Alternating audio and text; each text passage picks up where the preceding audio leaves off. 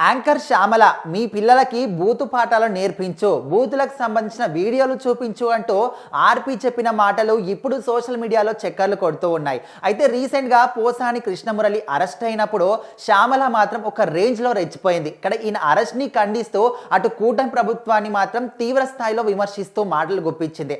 అయితే తను ఈ మధ్య కాలంలోనే ఇక్కడ వైసీపీ జెండా కప్పుకున్నప్పటికీ, వైసీపీ తీర్థం పుచ్చుకున్నప్పటికీ అసలు ఇంతకుముందు ఏం జరిగింది, ఎవరు రాష్ట్రానికి ఏం చేశారు, ఎవరి రాష్ట్రాన్ని అప్పులకుప్పగా చేశారు, ఇలాంటివి ఏవి కూడా తెలుసుకోకుండా ఏదో నేను పార్టీలో జాయిన్ అయిపోయాను, ప్రతిపక్షంలో అంటే ఏదైతే అధికారంలో ఉందో ఆ పార్టీని విమర్శిస్తాను, నా నోటికి ఎంత వస్తే అంత మాట్లాడతాననే విధంగా శ్యామల మాత్రం ఫీల్ అయిపోతూ రీసెంట్ టైంలో వార్తలో అంటే తరచుగా వార్తలో నిలుస్తూనే ఉంది.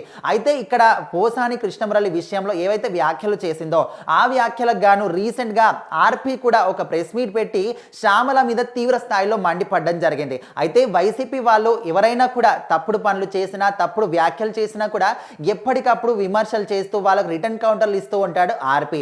ఆయన మాట్లాడిన మాటలకి మళ్ళీ ఎవరు కూడా ఎదురు సమాధానం ఇవ్వని విధంగా మాట్లాడుతూ ఉంటాడు. సో అదే క్రమంలో శ్యామలకు సంబంధించి ఇప్పుడు పోసాని కృష్ణమురళిని, అదే విధంగా వైసీపీలో ఉన్న కొంతమంది గొప్ప వ్యక్తులని మీరు సపోర్ట్ చేస్తున్నారు కదా, మరి కొడాలి నాని కానీ, అదేవిధంగా పేర్ని నాని, రోజా, శ్రీరెడ్డి, ఇప్పుడు మీరు మాట్లాడుతున్న పోసాని కృష్ణమురళి, వీళ్ళందరూ కూడా మాట్లాడిన మాటలు వేద మంత్రాల్లాగా మీకు నీతి సూక్తుల్లాగా అనిపిస్తుంటే, నీకు పుట్టిన పిల్లలకి పొద్దున్న లేచినప్పటి నుంచి సాయంత్రం పడుకునేంత వరకు కూడా ఆ బూతు మాటలు, ఆ ఒక గొప్ప మాటలు మాత్రమే చూపించి వాళ్ళ జీవితాన్ని తీర్చిదిద్దు అనే విధంగా ఆయన మాత్రం కొన్ని వ్యాఖ్యలు చేయడం జరిగింది.